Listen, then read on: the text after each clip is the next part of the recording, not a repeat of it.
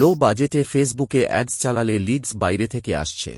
3টে ট্রিক্স বলবো যেটা অ্যাপ্লাই করলে ম্যাজিকের মতো প্রবলেম সলভ হয়ে যাবে।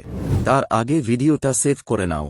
3 নম্বর টিপসটা খুবই ইম্পর্ট্যান্ট এবং ইন্টারনেটে এর সম্বন্ধে কেউ বলে না, তাই কমপ্লিট ভিডিওটা দেখুন।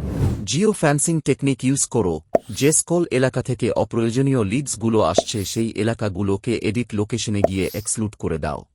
নাম্বার 2, তোমার অ্যাডসের অবজেক্টিভটা ক্লিয়ার করে নাও।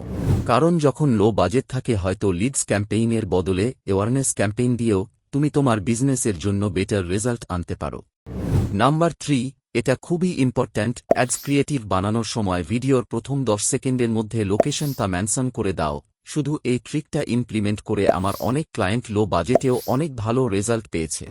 ভিডিওটা ভালো লাগলে একটা লাইক করে বন্ধুদেরকে শেয়ার করে দাও। আর ডিজিটাল মার্কেটিংয়ের এই ধরনের কন্টেন্টের জন্য নাকশা টেক সলিউশনকে ফলো করে নাও।